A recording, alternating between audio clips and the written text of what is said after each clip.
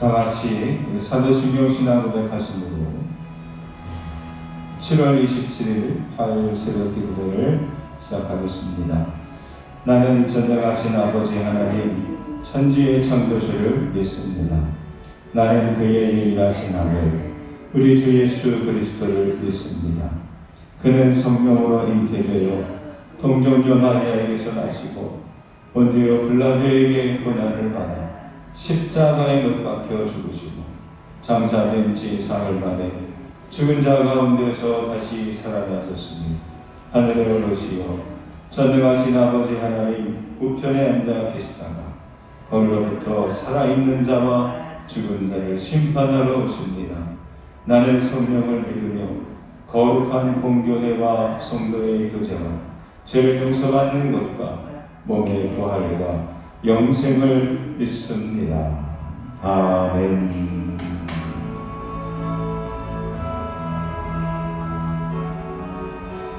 오늘 주시는 하나님의 말씀은 잠언서 14장 31절서부터 35절까지 말씀입니다. 잠언서 14장 31절서부터 35절까지 말씀의 제목은 기도하는 지혜자입니다. 기도하는 지혜자. 지혜자는 어떻게 기도해야 될지, 기도하는 사람은 어떻게 우리가 지혜를 얻는지 주시는 말씀을 제가 읽도록 하겠습니다. 여러분들은 눈으로 읽어주시기 바랍니다. 가난한 사람을 학대하는 자는 그를 지으신 이를 멸시하는 자요. 궁핍한 사람을 불쌍히 여기는 자는 주를 공경하는 자니라. 악인은 그의 환난에 엎드려져도 의인은 그의 죽음에도 소망이 있느니라. 지혜는 명철한 자의 마음에 몸을 거니와 미련한 자의 속에 있는 것은 나타나느니라. 공의는 나라를 영화롭게 하고 죄는 백성을 욕되게 하느니라. 슬기롭게 행하는 신하는 왕에게 은총을 입고 욕을 끼치는 신하는 그의 진노를 당하느니라. 아멘. 다시 한번 읽도록 하겠습니다. 가난한 사람을 학대하는 자는 그를 지으신 이를 멸시하는 자요. 궁핍한 사람을 불쌍히 여기는 자는 주를 공경하는 자니라. 악인은 그의 환난에 엎드려져도 의인은 그의 하는 죽음에도 소망이 있느니라. 지혜는 명철한 자의 마음에 몸을 거니와 미련한 자의 속에 있는 것은 나타나느니라. 공의는 나라를 영화롭게 하고 죄는 백성을 욕되게 하느니라. 슬기롭게 행하는 신하는 왕에게 은총을 입고 욕을 끼치는 신하는 그의 진노를 당하느니라. 아멘. 31절에 오늘 말씀은 이렇게 시작합니다. 가난한 사람을 학대하는 자는 그를 지으신 이를 멸시하는 자요. 궁핍한 사람을 불쌍히 여기는 자는 주를 공경하는 자니라. 가난하고 궁핍한 사람은 사회적인 약자들입니다. 그래서 이 세상에서 하나님은 꼭 돌봐야 될 사람들을 몇 사람 이렇게 예를 들어서 늘 강조하셨습니다. 즉 고아, 과부, 나그네 이 세 종류의 사람들은 가난한 자들의 대표적인 상징적인 그런 사람들입니다. 우리는 가난한 것을 그 사람의 책임으로 여깁니다. 그런데 이 민주주의가 발달한 사회일수록 그 가난은 개인의 책임과 역량이 아니라 사회적인 구조적인 문제임을 알고 그것을 보조하고 보완해 주는 것이 그게 선진국이고 성숙한 사회입니다. 오늘 성경 말씀은 그 가난한 사람들이 그런 사회적인 어떤 약자, 그리고 사회적인 돌봄을 넘어서 그 가난한 사람들을 하나님께서 관심을 갖고 또 우리들로 하여금 함께 기도할 것을 우리들에게 말씀하고 있다는 사실입니다. 가난한 사람들을 볼 때에 우리가 단순히 개인적으로, 사회적으로 이렇다 저렇다 하기 이전에 성경은 말합니다. 가난한 사람들도 하나님께서 만드신 존재라는 사실을 드립니다.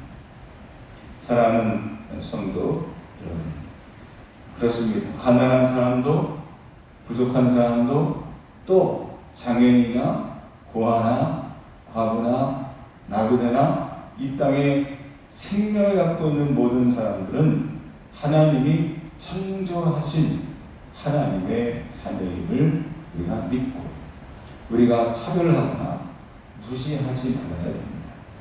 예수님도 마태복음 24장 45절에 지극히 작은 자 하나에게 하지 아니한 것이 곧 내게 하지 아니한 것이라고 강조하셨습니다. 가난하다고 무시하지 맙시다. 또한 내가 가난하다고 주눅들지도 맙시다. 가난한 자도 하나님이 창조하셨기 때문입니다. 주변에 어려우신 분이 계십니까? 여러분 함께 우리 돌보며 또 함께 그 아픔을 나눌 수 있는 지혜와 역량을 갖게 되기를 주님으로 소망합니다. 32절은 이런 말씀을 주십니다. 악인은 그의 환난에 엎드려져도 의인은 그의 죽음에도 소망이 있느니라. 즉 죽어도 환난이 있어도 소망이 있는 사람은 어떤 사람이냐? 의로운 사람이라는 것입니다. 의라고 하는 것은 바로 옳다라는 뜻입니다. 근데 무엇이 옳으냐? 하나님의 뜻에 옳은 사람이 의인입니다. 우리는 보통 의인이 세상에 덕을 끼치고 사람들이 인정하는 사람들을 의인이라고 생각하기 쉽습니다. 근데 성경은 누가 의인이냐? 하나님의 뜻에 합당한 사람이 바로 의인이라고 말합니다. 죄가 뭡니까? 바로 하나님의 뜻에 합당하지 않은 것이 죄입니다. 어제 우리 올림픽에서 남녀 단체 동반 금메달을 땄다는 그런 소식을 듣습니다.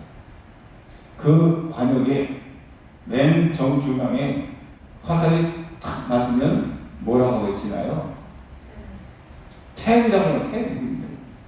텐이 무슨 뜻이에요? 10점이라는 거예요. 1, 2, 3 할 때 그 텐입니다. 근데 만약에 그 관역에서 벗어났어요. 10점, 9점, 8점, 7점, 6점. 근데 그 관역 바깥에 맞았어요.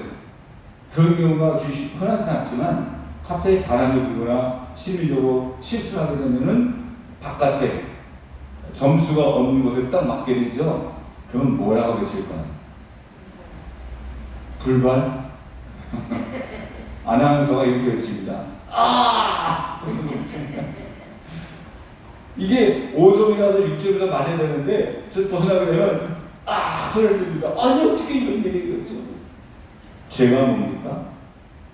그럼 점수가 있는 부분에 맞아야 되는데 벗어나 맞게 되면 그거를 저기 있는 그 점수를 보는 심판이 하마르티아라고 외쳤다는 거예요. 그게 바로 죄라고 하는 겁니다. 적어도 요즘 여기까지 들어가는데 그 바깥에 점수가 없는 탈락이, 불발이, 쓸모없는 거예요. 그게 바로 죄라고 하는 거예요. 기준이 뭡니까? 하나님의 뜻에 합당한 사람이 바로 의인이요. 악인은 누굽니까? 하나님의 뜻에 합당하지 않은 사람이 바로 악인입니다. 사랑하는 성도 여러분, 오늘도 하나님의 뜻에, 하나님의 기준에 맞춰 사는 슬기로운 기도의 양궁자가 되시기를 주님의 이름으로 축원합니다. 33절 말씀입니다. 지혜는 영철한 자의 마음에 머물거니와 미련한 자의 속에 있는 것은 나타나느니라. 지혜는 명철한 자의 어디에 머물러요? 마음에. 지혜가 어디 머문다고요? 마음에. 지혜가 머리에 머무는 게 아닙니다. 지혜가 지갑에 있는 돈이 아닙니다. 지혜가 지식이 아닙니다.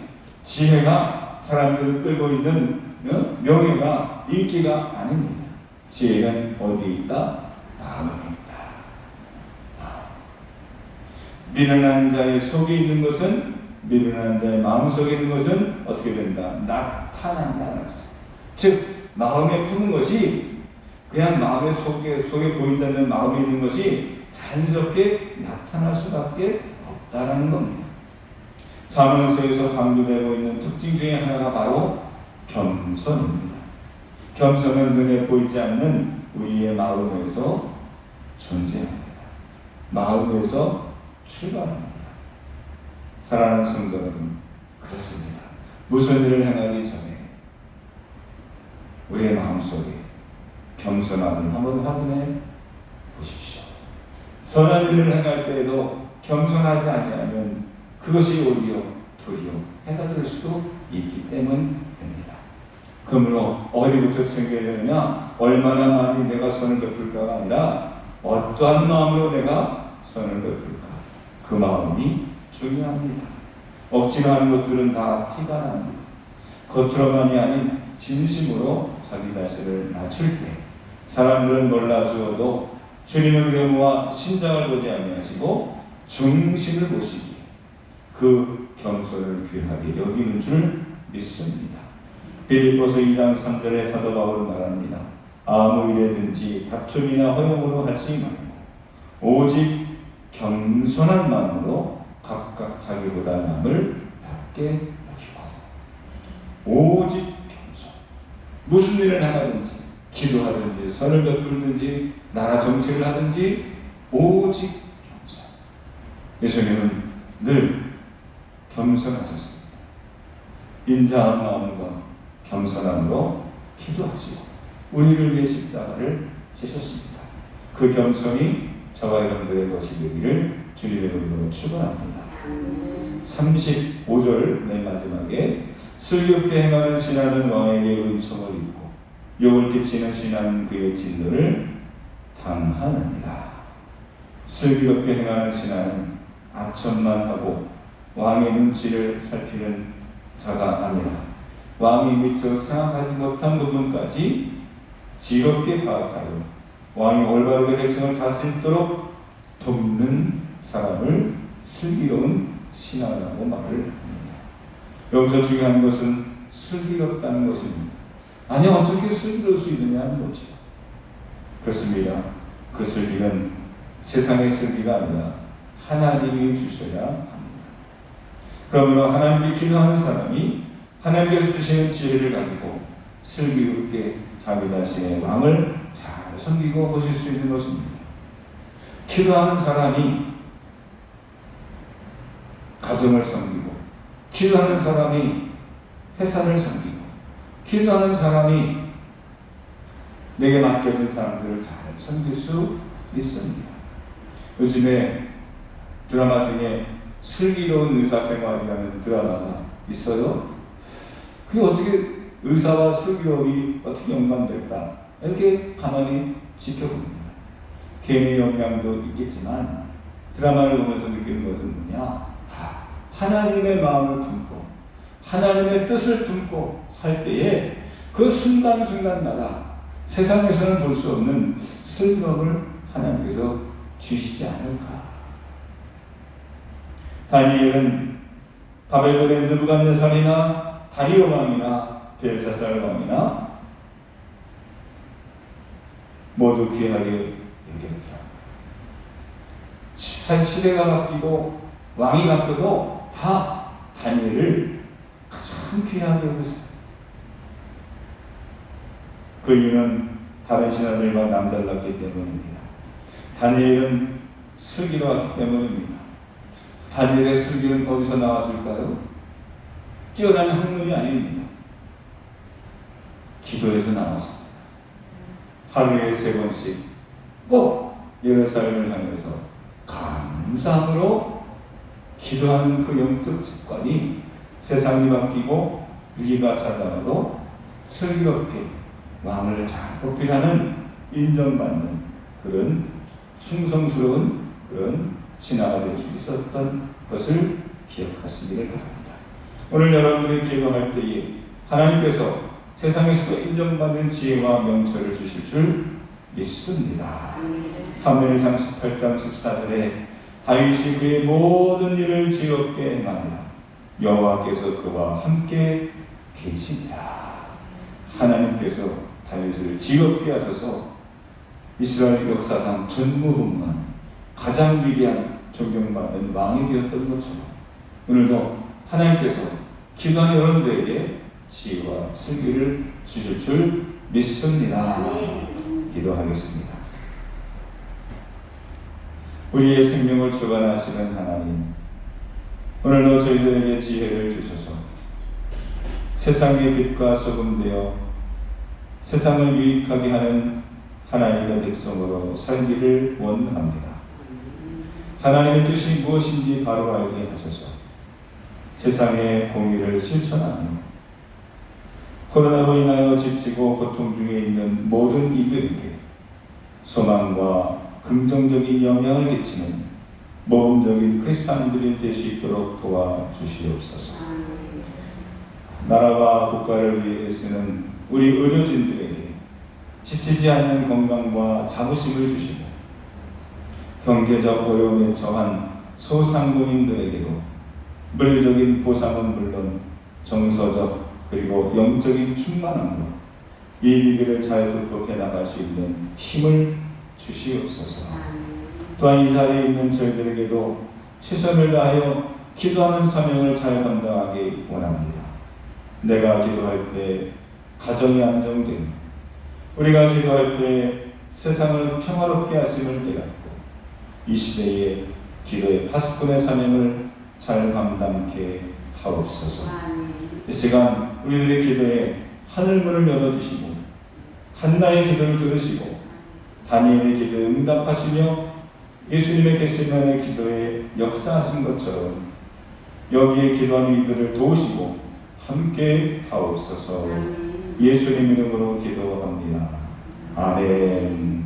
하늘에 계신 우리 아버지 이름을 거룩하게 하시며 아버지의 나라가 오게 하시며 아버지의 뜻이 하늘에서와 같이 땅에서도 이루어지게 하소서. 오늘 우리에게 일용할 양식을 주시고 우리가 우리에게 잘못한 사람을 용서해 준 것 같이 우리 죄를 용서해 주시고 우리를 시험에 빠지지 않게 하시고 악에서 구하소서. 나라와 권능과 영광이 영원히 아버지의 것입니다. 아멘. 다 같이 우리 기도하시겠습니다.